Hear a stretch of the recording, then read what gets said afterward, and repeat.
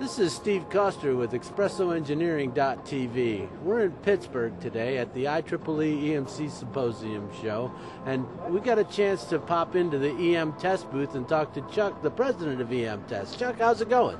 Fantastic, Steve. Thanks for taking the time to interview us today. Wrapping up a great few days at the show. Great time in Pittsburgh. Awesome. So what can you tell me what's going on with EM Test these days? This is a huge year for EM Test because it's our 25th anniversary. Very proud to be running EM Test. In those 25 years, we've become pretty much the undisputed leader in terms of technology and market share in conducted immunity throughout the world. Throughout the world? Yep. Wow.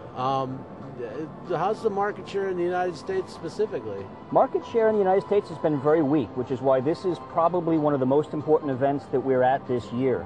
We're a strong number one across the whole plethora of conducted immunity requirements, from ESD to burst and surge, harmonics and flicker, very strong IEC offerings, all of the ISO offerings, and basically any imaginable manufacturer standard for automotive. So we're supplying the whole world, but to be honest, we haven't done a very good job of servicing this particular market. This is a huge show for us because all of that's changing since last year. It starts with the team. We've put a great team in place here on the sales and service side. Of course, one big event is that last year we were acquired by Amitech.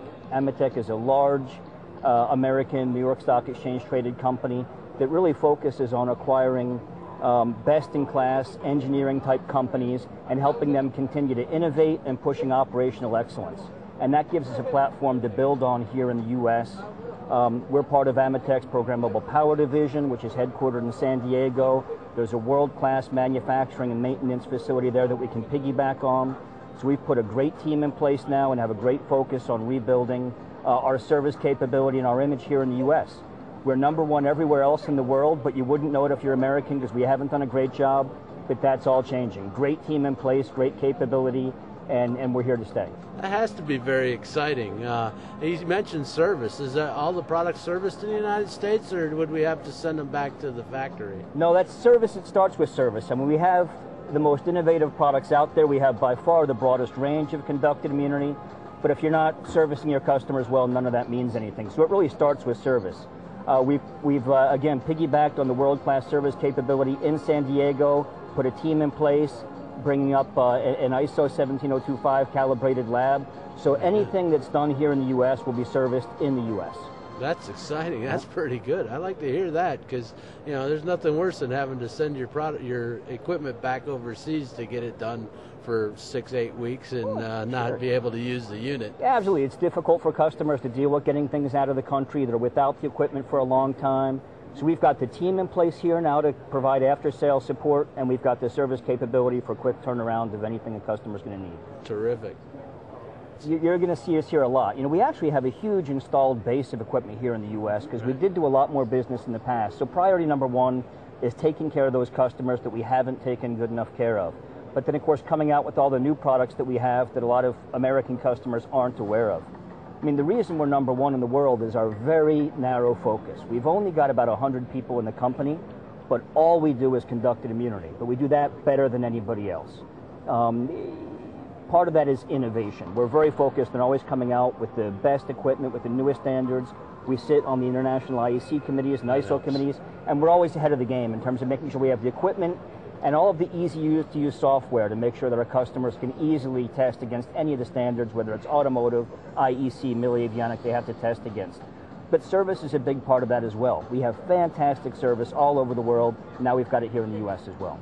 Yeah, and I always find it beneficial for manufacturers of specifically test equipment to sit on the ISO committees because sometimes they want to do things that aren't like possible with test equipment, and it's good to keep them in check. Exactly. We've got to keep them in check, but also it gives our customers the confidence that when they're talking to us, you know, we're looking forward. So if we're selling a solution today, it's going to be future-proof because we know what's coming, and we can consult with customers to make sure investments they make now are going to last them a long time into the future, and then we'll continue to upgrade the firmware, software, whatever, to make sure they stay compliant. Hey, Chuck, well, thanks for letting us all have that information on EM Test. Perhaps it'd be a good idea to take a look at some of the products? Yeah, absolutely. In fact, let me introduce you to Tom Revesz, our North American sales manager. He'll be happy to walk you through what we're showing here in Pittsburgh. Tom, welcome to Expresso Engineering. How you doing today? Great to be here, Steve. Thank you very much. Great. Now you know all about these products. You want to take us on a little tour? Absolutely. All right. Where should we start?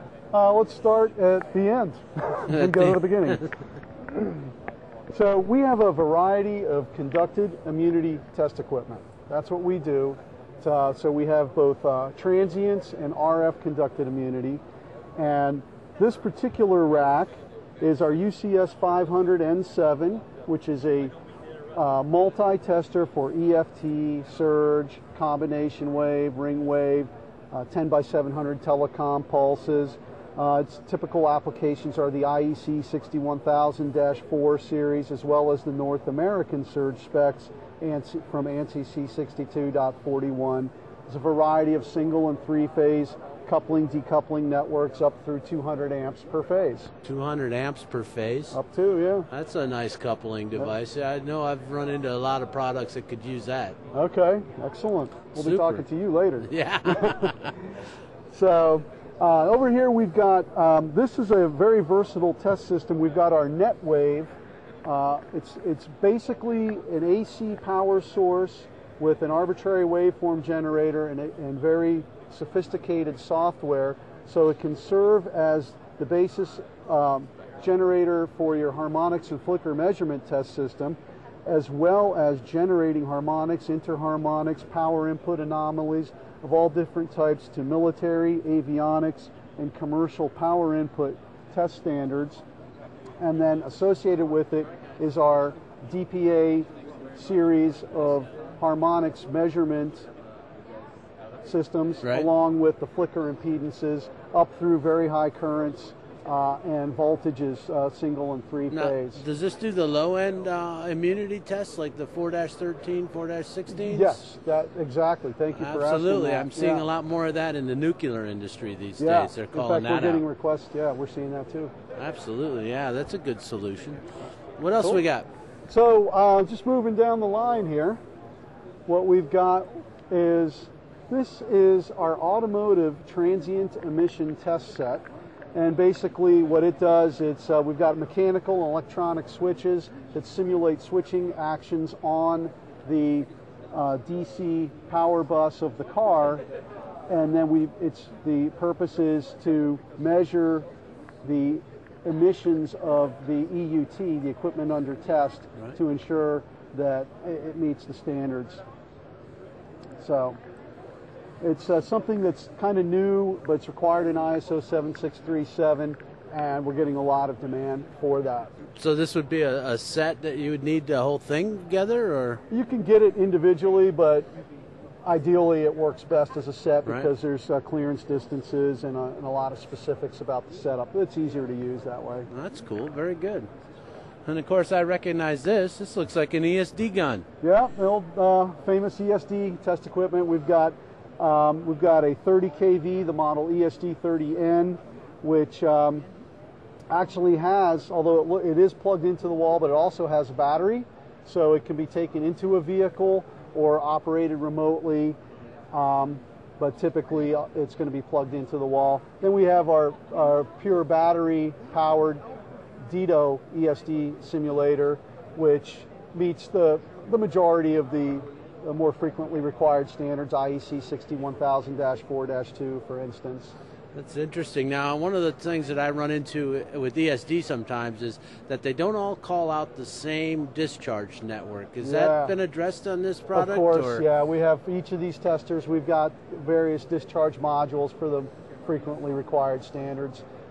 In automotive, you always require at least 3, for instance. At least 3 different modules, and those just snap off and on, or? Yeah. But don't make me do it right now, because I don't. That's great, man. That having that ability to switch out, and not having just one discharge module is very big in a test lab situation, for example. And demos are available. Cool. That's very good. So this is a damped oscillatory tester, the OCS series of testers. And this is for the repetitive damped oscillatory waveforms, called out in many applications, especially nowadays, smart grid. We've got a lot of information technology equipment suddenly being applied on the grid. People have to do this test more often. It's traditionally it comes from a relay test standard called ANSI 37.90. It's also applicable to IEC 61000-4-18.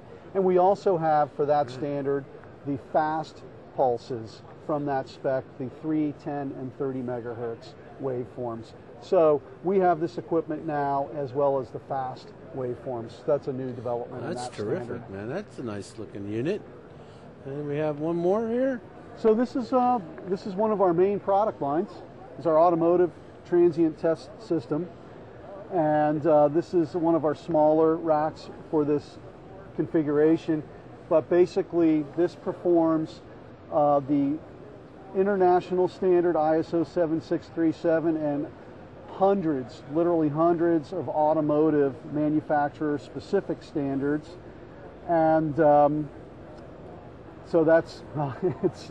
Well, that's a fun thing about the 7637. That usually is just a stepping off point, because Exactly. I noticed that a lot of the manufacturers have their own requirements. So depending on who your final client is, will determine just what your waveforms have to be. That's correct? right. And our software is so extensive on this that often people use it as the reference to see what the latest in the standard is, and it will guide you through which tester you need, test levels, and also has the test program ready to go, so you don't have to reinvent the wheel for all these different standards. You can call it up and run it.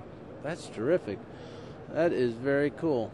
Well, Tom, I want to thank you for showing these products to us. It's very educational, and hopefully I'll get to come back and take a look at them on my own time. Excellent. Thank you, Steve. Good to Thank see you you, for Tom. coming by. Thank you.